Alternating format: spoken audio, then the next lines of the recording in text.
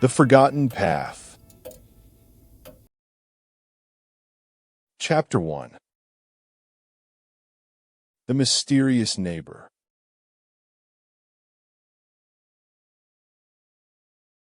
I stepped onto the worn wooden porch, my eyes scanning the modest home before me.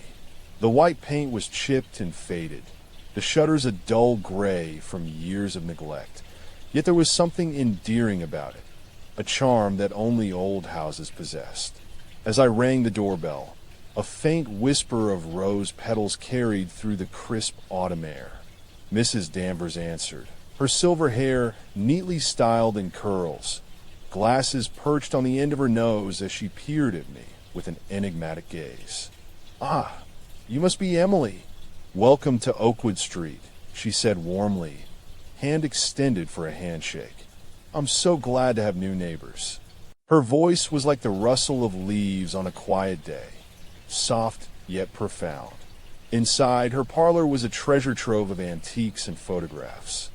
I couldn't help but notice the array of framed portraits depicting a young girl with porcelain skin and striking green eyes that seemed to follow me. In our first conversation, Mrs. Danvers spoke of nothing more than mundane matters, a passing remark about the weather, advice for navigating the local grocery store, and how far away campus was. And yet each sentence felt layered with an unspoken depth, as if there were secrets beneath her words.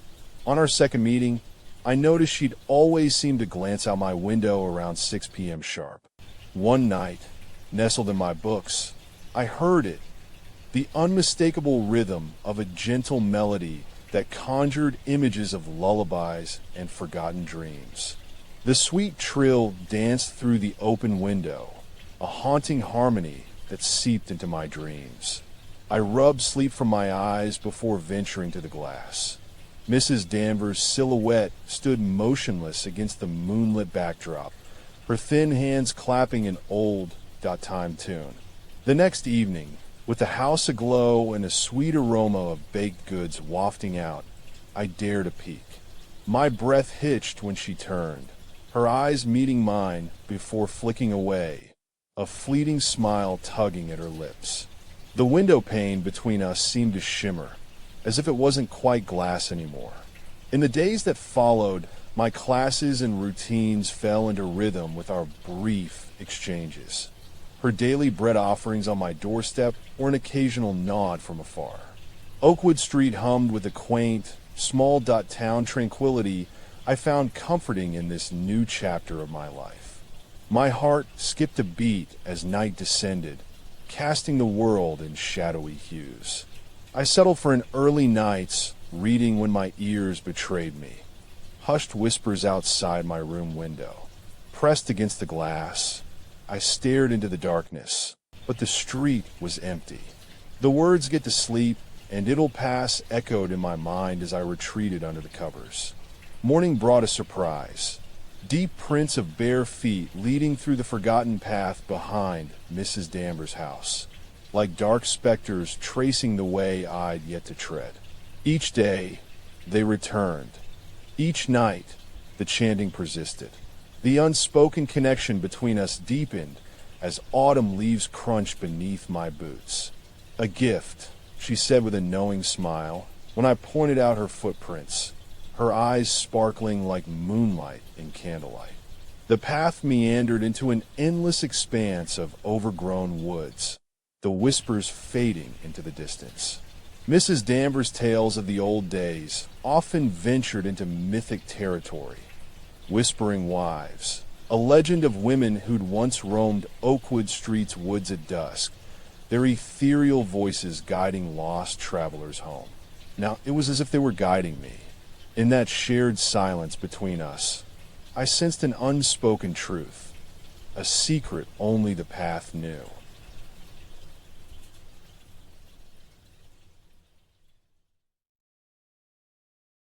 Chapter 2. The Unseen Stare.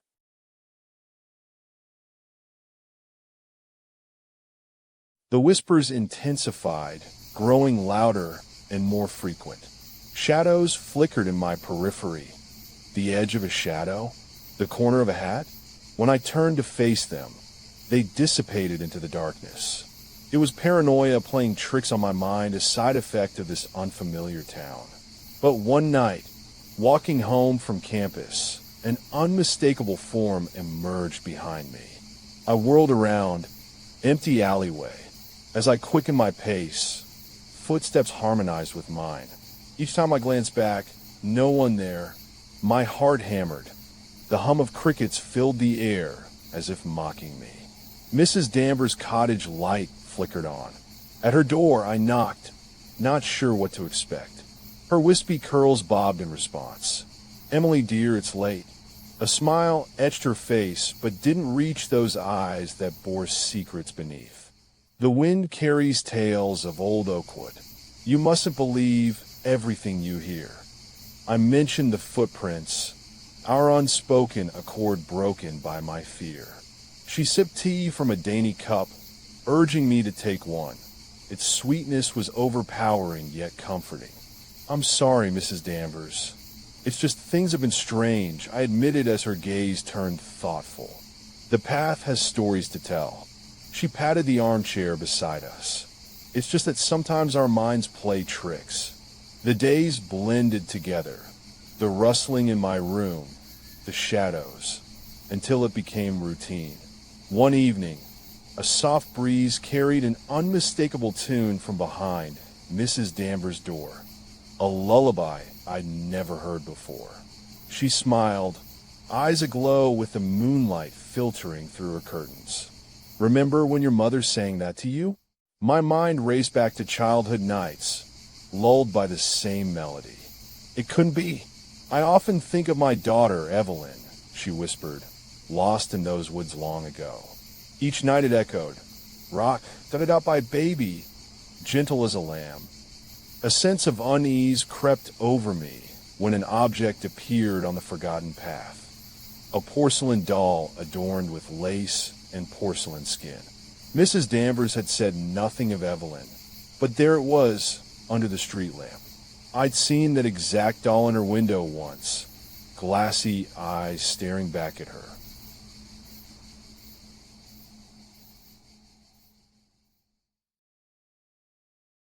Chapter 3. The Forgotten Lullaby.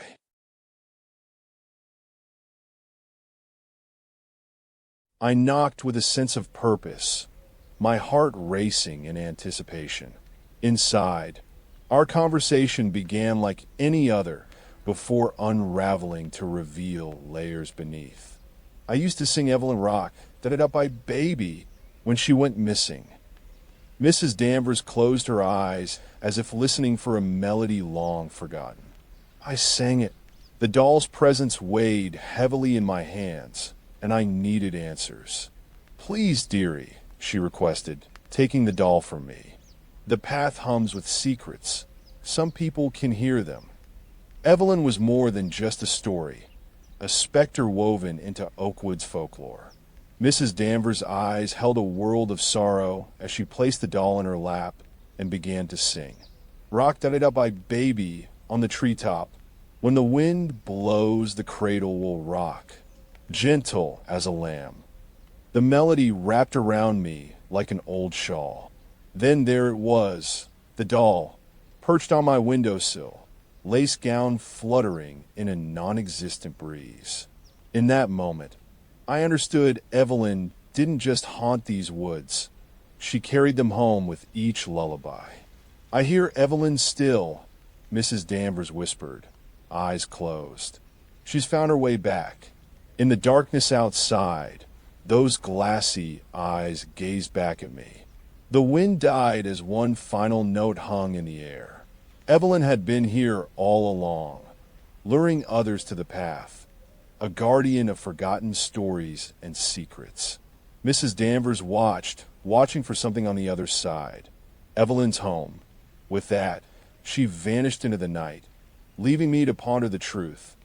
My mother had sung Rock, da-da-da by baby. Evelyn had never been lost, a siren guiding those who needed finding. I clutched the doll and descended, joining the dance of the whispering wives. Each night, I'll guide them home,